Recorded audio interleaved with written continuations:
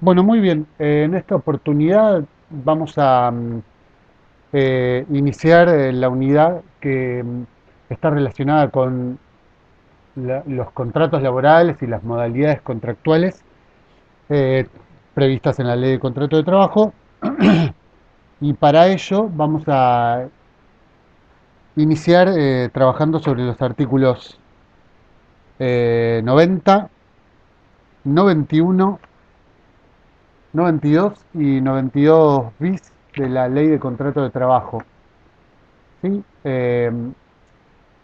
la, la, la exposición y la clase va esencialmente a estar atendiendo esos artículos, pero por supuesto en el desarrollo de la misma hacemos referencia eh, a muchos otros artículos de la ley de contrato de trabajo, de manera tal eh, que bueno, si cuentan con una ley de contrato de trabajo a mano, saben que la pueden buscar en la web, no es ningún misterio, es una ley nacional.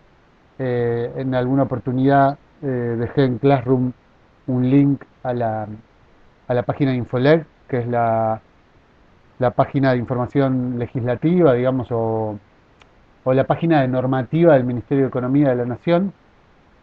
Así que ahí la tienen disponible. De modo tal, decía que cuando en la clase o en la exposición vaya interactuando con otros artículos, ustedes puedan tener eso a mano y bueno, a ir chequeando la información que doy y que de algún modo, bueno, estoy exponiendo. ¿Sí? Eh, el artículo 90 de la Ley de Contrato de Trabajo se enmarca en el título tercero de la Ley de Contrato de Trabajo, que se llama de las modalidades del contrato de trabajo.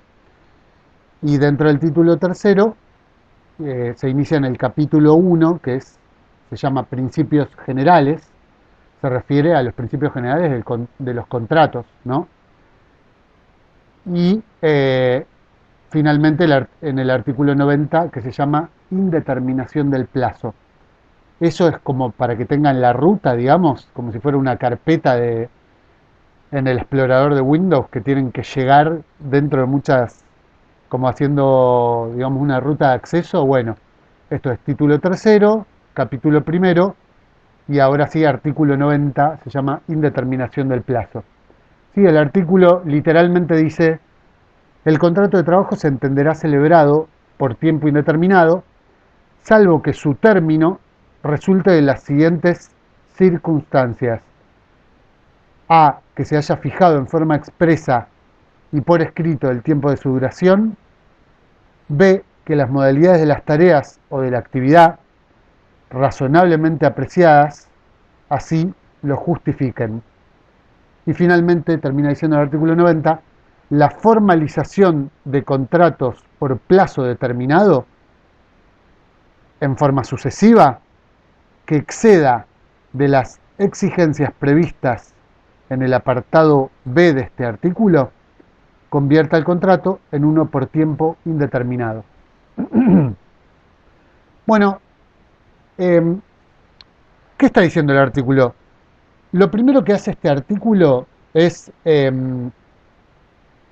otorgar un concepto, ¿no? Un concepto esencial en el mundo de las relaciones de trabajo, en el mundo del derecho del trabajo, mejor dicho, y es que, como regla general, el contrato de trabajo se entiende celebrado por tiempo indeterminado. ¿Sí? Esa es la regla general. Ahora, a la vez de establecer la regla general, que es la indeterminación del plazo, o decir que el contrato de trabajo es por tiempo indeterminado, es decir, que no tiene fin, que no tiene una finalización para su duración, eh, además de establecer esa condición de indeterminación, digamos, se expresan dos motivos por los cuales pueda existir una excepción a esa indeterminación. ¿Sí? Y esos dos motivos son que por escrito se exprese el tiempo de su duración, es decir, que se fije por escrito, que se haga un contrato escrito y que se exprese en el contrato escrito el tiempo que va a durar el contrato. Esa es la primera condición. Y después hay una segunda condición, que es que las tareas o la actividad que se lleve a cabo justifiquen que la contratación sea finita, es decir, de tiempo determinado. O sea, te está diciendo un mundo de cosas esto. Primero, está bajando la línea de un gran principio del derecho del trabajo, que es la indeterminación del plazo, ¿no? Todo contrato, de buenas a primeras y por regla general, se entiende celebrado a tiempo indeterminado. Ahora, existen excepciones, ¿sí? Y esas excepciones las constituyen dos condiciones: que el contrato se firme por escrito y que en ese escrito se exprese el tiempo de la duración, y que las modalidades de las tareas que se hagan, de las obras que se ejecuten o de las actividades que se lleven a cabo, justifiquen que sea por tiempo determinado. ¿Sí? Eh, ¿Qué pasa con estas dos condiciones? Bueno, son importantes en el sentido de que son acumulativas, es decir, que exista una sin que exista la otra no va a constituir una excepción a la indeterminación del plazo. Es decir, que si no se reúnen las dos condiciones, la justicia laboral, ante una demanda del contrato del trabajo hecha por, bueno, por un trabajador o por el letrado, ¿no? Por el representante legal del trabajador, entonces la justicia laboral podría entender que, eh, que no existió un contrato por tiempo determinado, es decir, a plazo fijo. ¿Por qué? Porque no se reunieron las dos condiciones. ¿Cómo es esto? Bueno, ustedes conocerán infinidad de situaciones en donde las empresas pretenden contratar a un trabajador para una actividad que está, digamos, fijada en un plazo, es decir, contratar a un trabajador por un tiempo determinado. ¿Sí? Entonces, el mensaje que está dando el artículo 90 es que la empresa no puede contratar al trabajador sin que se reúnan estas dos condiciones. Las dos condiciones son que se haya firmado por escrito y que se haya fijado la fecha, pero con eso no alcanza. Además, las tareas que lleve a cabo el trabajador tienen que justificar la contratación a plazo fijo o por tiempo determinado. ¿Sí? Es decir, que el empleador tiene que justificar eventualmente ante la justicia laboral, si se demandara el contrato de trabajo, el empleador tiene que justificar que las tareas que se llevaban a cabo por ese trabajador en ese contrato a plazo fijo eran tareas justamente que se iban a hacer por un tiempo finito, determinado, y no tareas que corresponden digamos, a la prestación normal y habitual del establecimiento de la empresa. Porque si se contrata a plazo fijo para tareas que son tareas que se realizan permanentemente en la empresa, digamos que podría perfectamente hacer un trabajador de tiempo indeterminado, entonces la justicia laboral podría entender que ahí no se reúnen las condiciones para un contrato a plazo fijo y entonces dar por nulo ese contrato y establecer que lo que había allí era un contrato por tiempo indeterminado, lo cual implicaría para el trabajador todos los derechos que se derivan del contrato por tiempo indeterminado. Por ejemplo, la indemnización del despido, digamos, la indemnización que corresponde al artículo 245, que es la indemnización por antigüedad en el despido sin causa, ¿sí? Cuando un trabajador es despedido sin una causa. Por ejemplo, ¿no? Es solo un ejemplo de todos los derechos que se derivan para un trabajador por estar contratado a tiempo indeterminado, ¿sí? Entonces es muy importante entender que la regla general es el contrato de tiempo indeterminado y que solo existen excepciones si se reúnen estas dos condiciones. Es decir, El artículo 90 está hablando a la vez de la regla general, que es la indeterminación del plazo, y al mismo tiempo está hablando de cómo puede configurarse una excepción a la indeterminación del plazo. Es decir, cómo puede configurarse un contrato a plazo fijo, que vamos a ver algunas de las condiciones y de las formas del contrato a plazo fijo, los detalles, los vamos a ver cuando veamos el artículo 93. Podemos preguntarnos por qué es que la ley de contrato de trabajo establece este principio de indeterminación del plazo. Bueno, lo que está haciendo la ley de contrato de trabajo es plasmar un derecho constitucional establecido en el artículo 14 bis de la Constitución Nacional, y es que el trabajo debe tener la garantía de estabilidad, ¿no? Está relacionado con la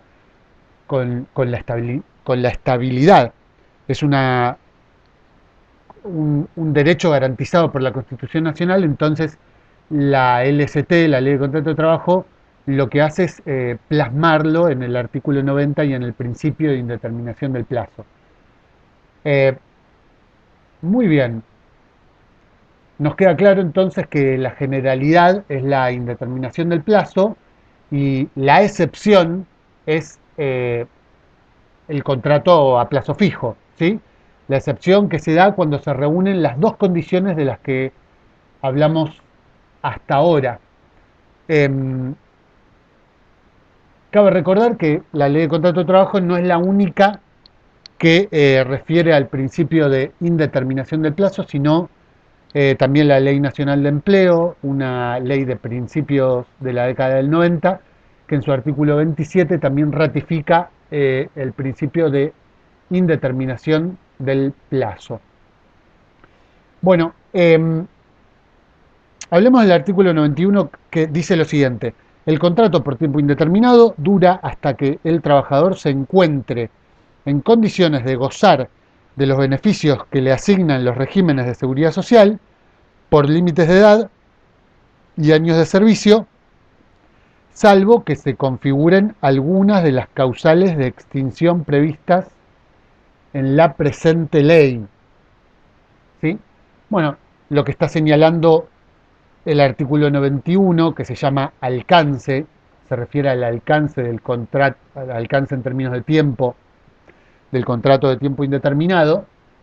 Lo que está señalando este artículo es que el contrato por tiempo indeterminado dura hasta que el trabajador se jubile, básicamente. ¿Sí? Las condiciones de jubilación las establecen otras leyes, ¿no? Los regímenes de la seguridad social, las leyes relacionadas con el sistema de seguridad social, no las establece la ley de contrato de trabajo. ¿Sí? Ahora bien, el contrato por tiempo indeterminado se puede terminar, digamos, se puede finalizar, acabar, porque, porque el trabajador se jubila o por cualquier otra de las causales de extinción que están previstas en la ley de contrato de trabajo. Y acá sí me gustaría detenerme por lo menos brevemente y enumerar cuáles son las causales de extinción que están previstas en la ley de contrato de trabajo. ¿Qué son las causales de extinción? Las causales de extinción son los motivos por los cuales el contrato de trabajo puede terminarse, ¿sí? Finalizarse. Bueno, perdón, continúo desde donde había dejado. Tuve que hacer una interrupción en la grabación y retomo desde donde habíamos quedado. Decíamos que estábamos por describir las causales de extinción previstas en la ley de contrato de trabajo. Eh, la primera de ellas es la renuncia. La renuncia está, bueno, está normada, digamos, en el artículo 240 de la Ley de Contrato de Trabajo. Recuerden que hablamos de la renuncia del trabajador cuando hablamos del principio de renunciabilidad, más precisamente de las excepciones al principio de renunciabilidad. ¿Recuerdan? Bueno, la renuncia es la muestra de la voluntad del trabajador comunicada fehacientemente a través de un telegrama o carta documento eh, de renunciar al contrato de trabajo y y bueno, en ese acto muestra su voluntad de no continuar. La segunda causal de extinción prevista en la ley de contrato de trabajo es cuando el contrato de trabajo se extingue por voluntad concurrente de las partes. También lo conversamos cuando hablamos del principio de renunciabilidad, y es el famoso retiro voluntario. Está fijado en el artículo 241 de la Ley de Contrato de Trabajo. El retiro voluntario es un contrato que celebran las partes para, digamos, bueno, para concederse beneficios y por otro lado para renunciar a posteriores reclamaciones judiciales, ¿no? Eh, es el típico caso cuando una empresa ofrece a un trabajador cierta suma de dinero y firman un contrato, digamos, de retiro voluntario, ¿sí? Ahí ya dijimos dos causales de extinción, la renuncia y la otra que es voluntad concurrente de las partes o retiro voluntario. Después está la extinción del contrato de trabajo cuando hay un despido con justa causa, que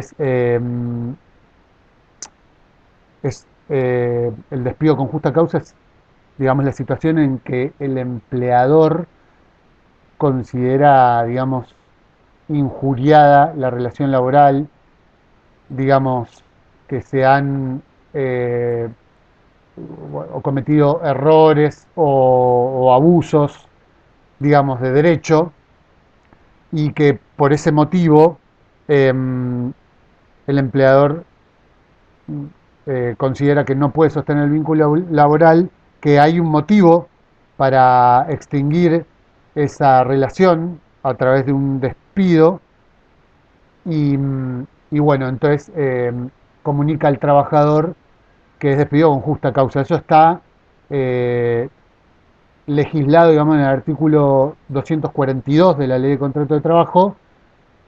Y bueno, recuerden que el despido con justa causa no, digamos, implica el pago de indemnizaciones hacia el trabajador, porque justamente ahí habría una causa justa para despedirlo, ¿no?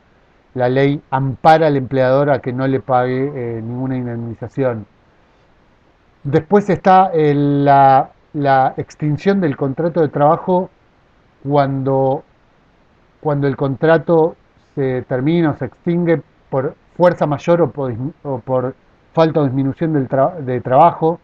Digamos, esto es cuando alguna causa ajena al empleador puede ser relativa al mercado de trabajo, a que se acabó la demanda de un producto o de todos los productos, o, eh, o que hay, no sé, como una fatalidad en un establecimiento, en una empresa, como un incendio, una inundación o algo que hace que no se pueda proseguir la prestación de tareas, entonces existe la posibilidad de que el contrato de trabajo se termine, digamos, por esta causal que se llama fuerza mayor o falta o disminución de trabajo. ¿Sí? Está regulada por el artículo 247 de la Ley de Contrato de Trabajo y establece una indemnización especial, particular, ¿no?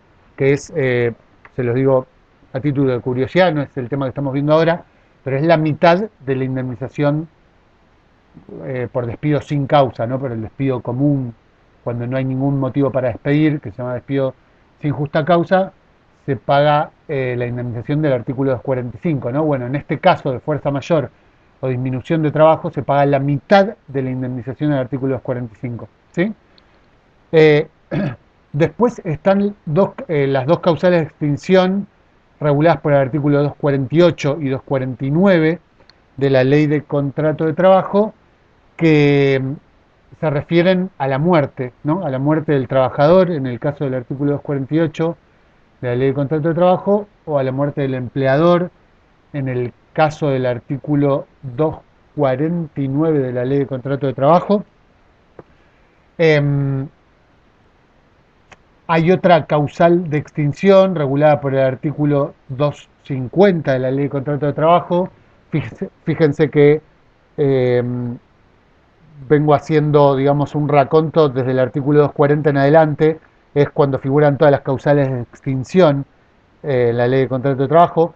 El artículo 50 se refiere a cuando el contrato de trabajo se extingue por vencimiento del plazo, es decir, que es la forma de extinción del contrato legalmente establecida para los contratos a plazo fijo. Es decir, cuando un contrato sí reúne las condiciones de excepción al principio de indeterminación del plazo, entonces se puede legalmente firmar y celebrar un contrato a plazo fijo y bueno, entonces la ley prevé la extinción del contrato al vencimiento del plazo, ¿sí? Del plazo del contrato a plazo fijo, ¿no? Establece unas condiciones de indemnización particulares, unas condiciones de preaviso particulares. Eh, bueno, están reguladas en el artículo 50 y las vamos a ver cuando veamos contratos a plazo fijo, que es el tema que sigue en la unidad, ¿sí? Está la extinción del contrato de trabajo cuando hay quiebra o concurso del empleador, ¿sí? Cuando hay quiebra o concurso del empleador, o sea, una fábrica, una empresa que se declara en quiebra, ahí entra a jugar la ley de concursos y quiebras, no es una ley del derecho del trabajo, digamos, es una ley del mundo del derecho comercial. Eh, bueno, también cuando una empresa entra en quiebra y se dan todas las condiciones legales de la quiebra, hay previstas unas indemnizaciones particulares para el trabajador, obviamente reducidas. No es una buena noticia para el trabajador, digamos, porque se reducen a la mitad cuando la quiebra está justificada y, y sobre todo cuando la quiebra no puede ser imputable al trabajador, perdón, disculpen, al empleador, es decir, que el empleador no haya llevado a la fábrica o a la empresa a la quiebra. Entonces, si el proceso judicial determina que no es culpa del empleador la quiebra, entonces se procede al concurso y en ese caso la indemnización de los acreedores y del trabajador como justamente como acreedor del proceso del concurso, entonces puede quedar la indemnización reducida a la mitad, como les decía. Bueno, después está la causal de extinción, que es la jubilación del trabajador, que está prevista en el artículo 252 de la Ley de Contrato de Trabajo. Y finalmente están previsto en el artículo 254 de la Ley de Contrato de Trabajo la extinción del contrato de trabajo por, por inhabilidad o incapacidad del trabajador. Recuerdan que nosotros estudiamos el concepto de capacidad de derecho, que tenía que ver con la capacidad jurídica de una persona humana bueno, de contraer obligaciones y de ser portador de derechos. Sería, ¿no? La capacidad jurídica es eso, la capacidad de un ser humano de contar con derechos y de contraer obligaciones, ¿no? Que se derivan de las leyes. Bueno, también habíamos dicho que había ciertas situaciones donde un juez puede determinar la incapacidad o la inhabilidad eh, justamente para celebrar contratos, entre ellos el contrato de trabajo. Entonces, podría, podría determinarse en alguna situación que el contrato de trabajo se acaba porque un juez, un fallo judicial, determine que el trabajador ya no es capaz o ya no es hábil, digamos, jurídicamente hablando, de continuar con, digamos, bueno, con la prestación de las tareas, de los servicios o con la celebración de la vida, con la vida útil, digamos, o la vida, digamos, la vida del contrato, ¿no? El juez determina a través de un fallo judicial que ya no es capaz o hábil jurídicamente hablando. Y también está relacionado con las situaciones de los trabajadores que por algún motivo pierden su habilitación, ¿no? eh, Su habilitación. Hay determinados trabajos que requieren una habilitación, por ejemplo, la licencia de conducir o ciertas licencias especiales para prestar servicios y por algún motivo, que puede ser un motivo judicial, eh, puede entenderse que el trabajador ya no tiene esa habilitación, entonces el contrato de trabajo podría extinguirse también por eso. Así que, fíjense, hicimos un repaso por todas las formas de extinción de un contrato de trabajo que se establecen en la ley de contrato de trabajo y que es un conocimiento útil como conocimiento en general y además, eh, bueno, para la formación de un técnico, especialmente para saber de qué formas y en qué condiciones puede, eh, bueno, extinguirse el contrato de trabajo propio, el de uno, digamos, o el de alguien que ustedes conozcan o que sea un empleado de la empresa donde trabajan, etcétera. Bueno, muy bien, ahora vamos a comentar el artículo 92 de la Ley de Contrato de Trabajo, muy brevemente, porque es un artículo muy breve y es una cuestión, digamos, más jurídica o procesal que sirve para las causas de los tribunales laborales.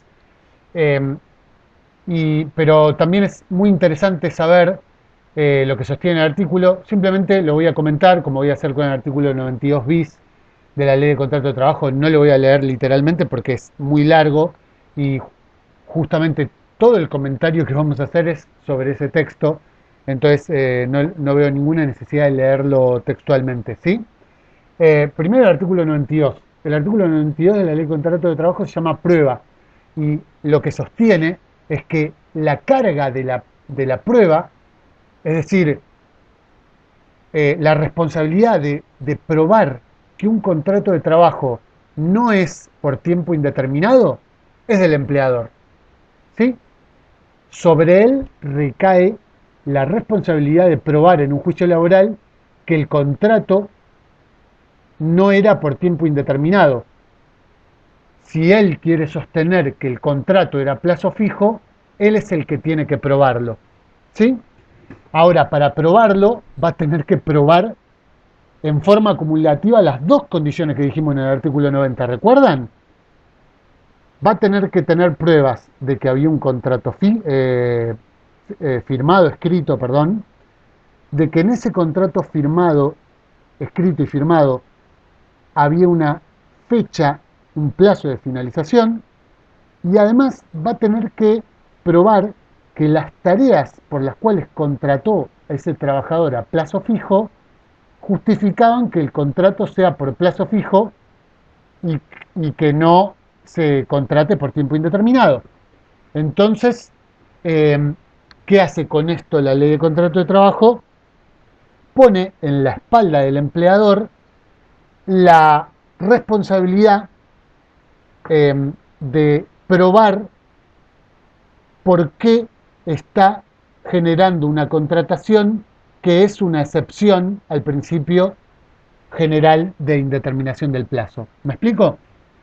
La responsabilidad la va a tener el empleador porque él es el que está haciendo uso de esa modalidad excepcional de contratación que es el contrato a plazo fijo y lo vamos a ver más adelante, como les dije, en el artículo 93 de la Ley de Contrato de Trabajo, pero ya va a ser en otra clase, ¿sí?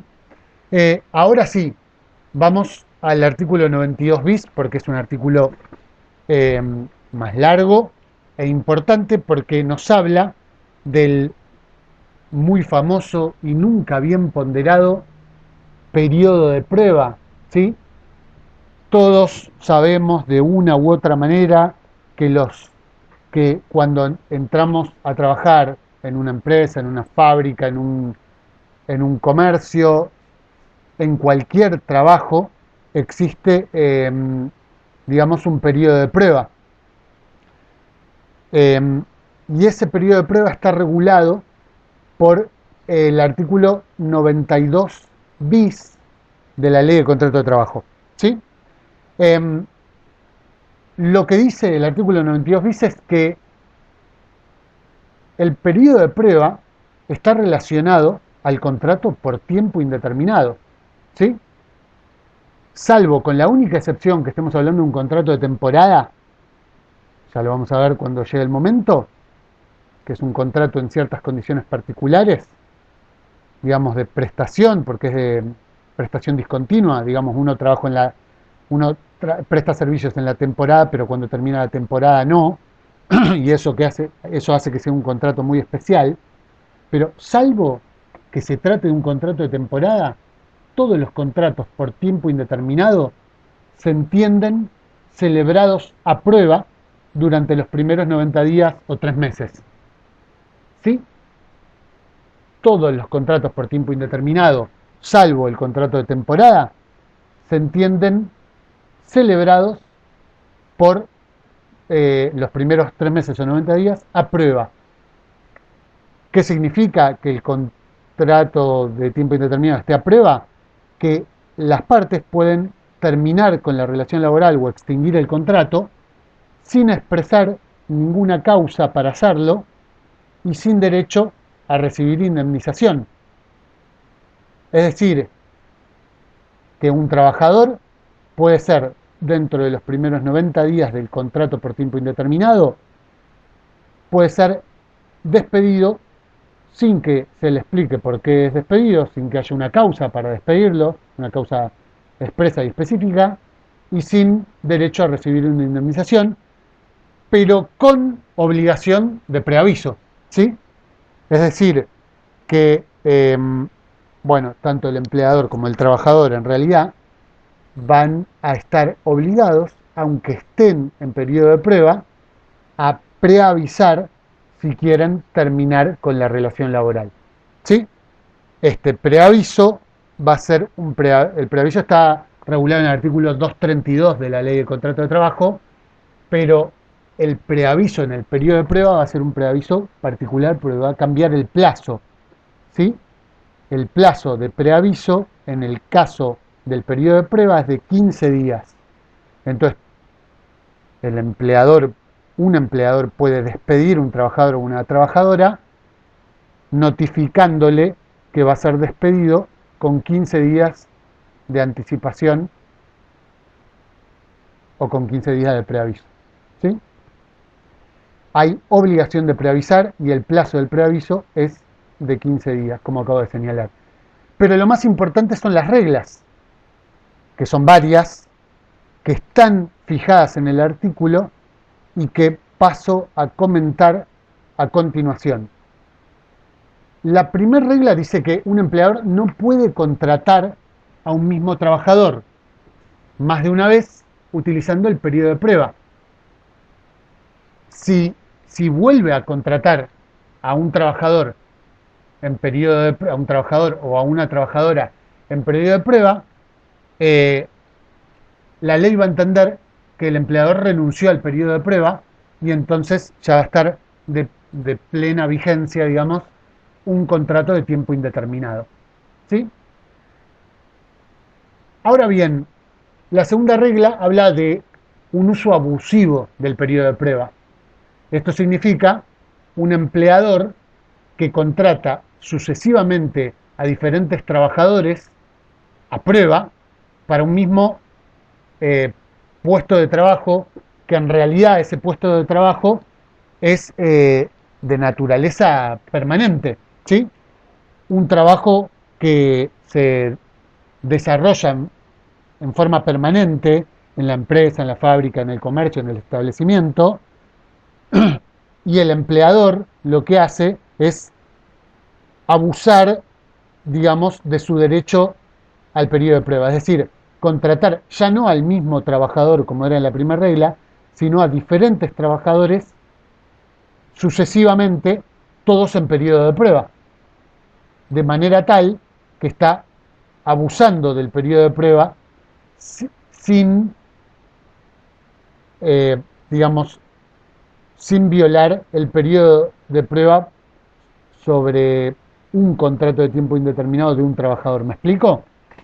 Es decir, que lo que hace es utilizar esos 90 días sobre varios trabajadores en lugar de contratar a un trabajador, tenerlo en periodo de prueba por los primeros 90 días y después ya dejarlo contratado a tiempo indeterminado. ¿Sí? La tercera regla dice que el empleador tiene la obligación de registrar al trabajador desde que comience la relación laboral. Y la relación laboral comienza con el periodo de prueba. Así que el periodo de prueba no exime a un empleador de la evidente registración del trabajador, de su declaración de alta en la FIP y bueno, de lo que se llama tener a un trabajador en blanco. ¿Sí? Si no registra al trabajador, también se entiende que ha renunciado al periodo de prueba. ¿Sí? Eh, Además de todas las otras consecuencias que le quepan al empleador por, digamos,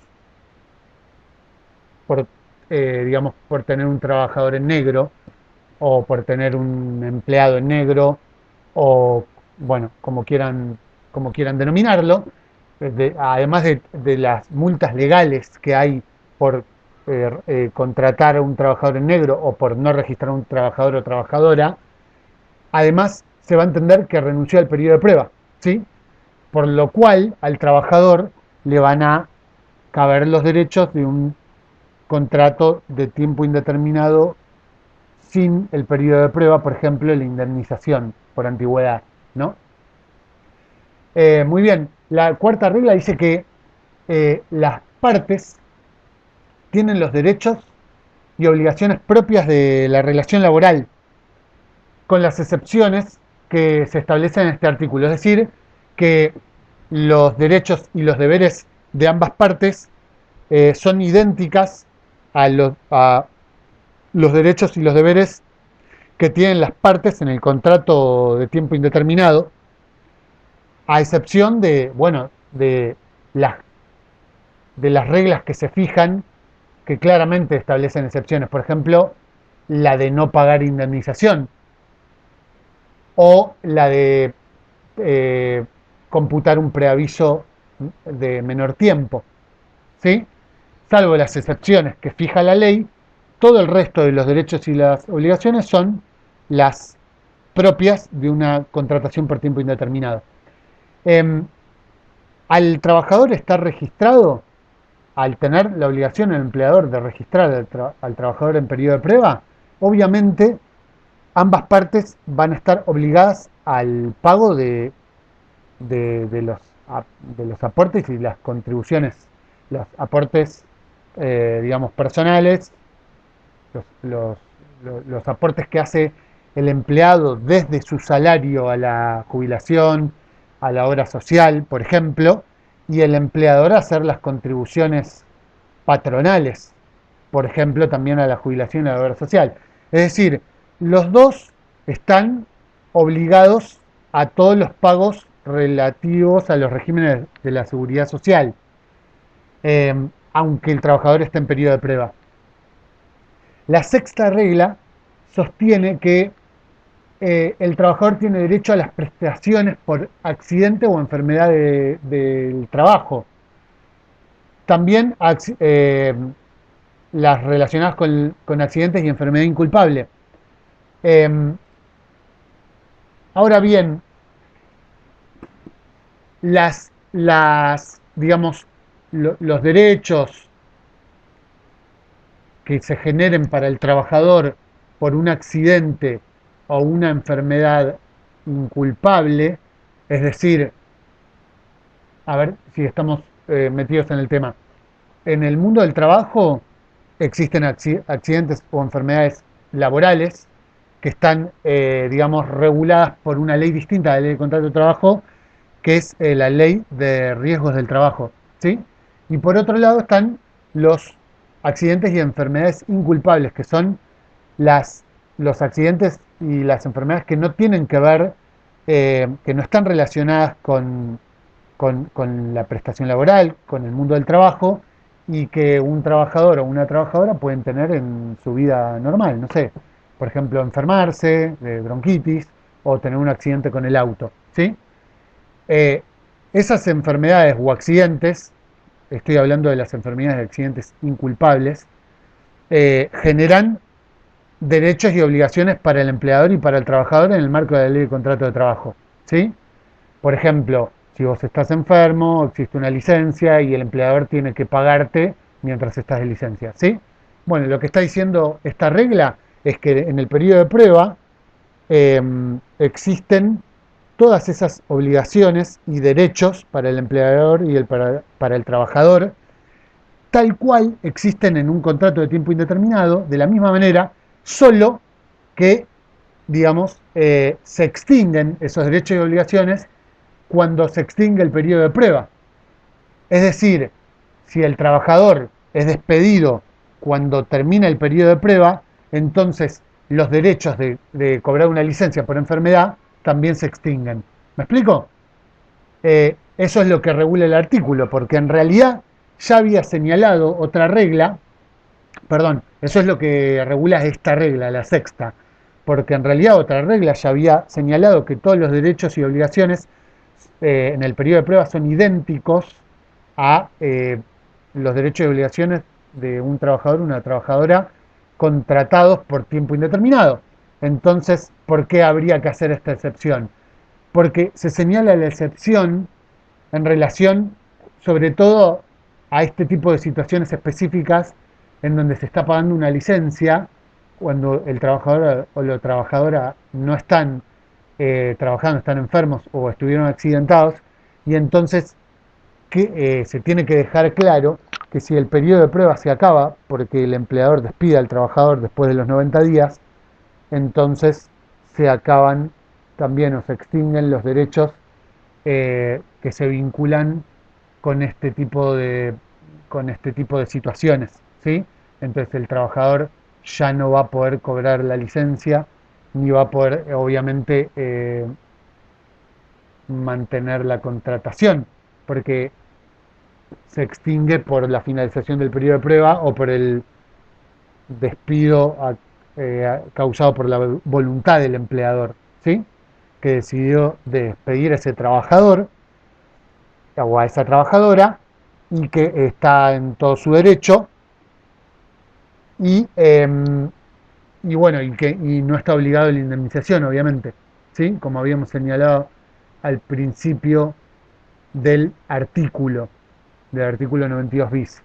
La última regla, y con esto vamos cerrando, digamos, la exposición, eh, la última regla señala que el periodo de prueba obviamente se computa como tiempo de servicio a todos los efectos laborales y de la seguridad social, digamos que se computa como tiempo de servicio como antigüedad, ¿sí?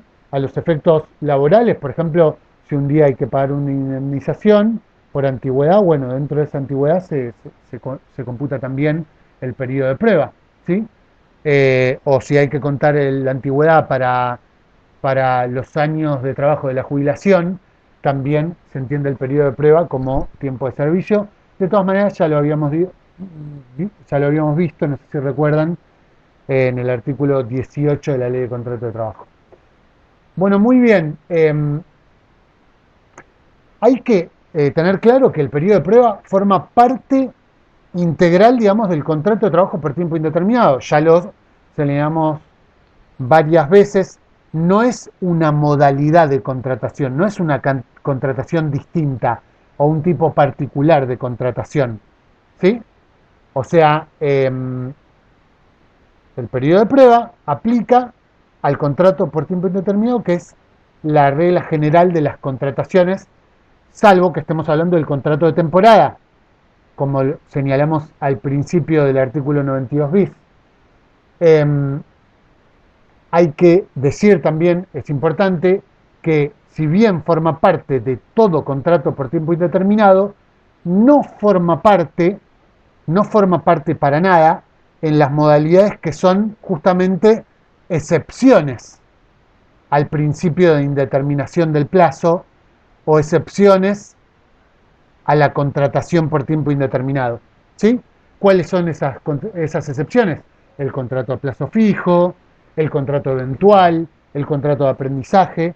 Todas esas son excepciones que, bueno, si llegamos y si nos da el año, las vamos a estudiar. Hay una modalidad de contratación que se llama tiempo parcial, que es de jornada reducida, lo vamos a ver también más adelante. Eh, en el caso de esa modalidad en particular, puede haber periodo de prueba o no, porque el contrato de trabajo de jornada reducida o de tiempo parcial o part-time, como se dice en el marco empresarial, puede ser a plazo fijo o puede ser por tiempo indeterminado. Entonces, cuando es por tiempo indeterminado, hay periodo de prueba. Cuando es a plazo fijo, no. Porque recuerden que acabamos de decir que en las modalidades de excepción, en las excepciones al contrato de tiempo indeterminado, que son el contrato a plazo fijo, el contrato eventual, el contrato de aprendizaje, no hay periodo de prueba. No hay periodo de prueba. ¿Sí? Eh, Dicho esto, si bien hay más detalles para profundizar y hay un montón de cosas interesantes para ver sobre el periodo de prueba, vamos a dar por finalizada la exposición para que no sea tan largo y denso para ustedes, y además vimos un montón de aspectos del periodo de prueba y del resto de los temas desarrollados en esta clase, y considero que es suficiente. Así que espero que les haya servido la explicación y bueno, la voy a estar subiendo en breve a Classroom para que todos la dispongan y que puedan llevar a cabo la actividad que voy a proponer en virtud de ella. Les dejo muchos saludos a todos y a todas y hasta la próxima.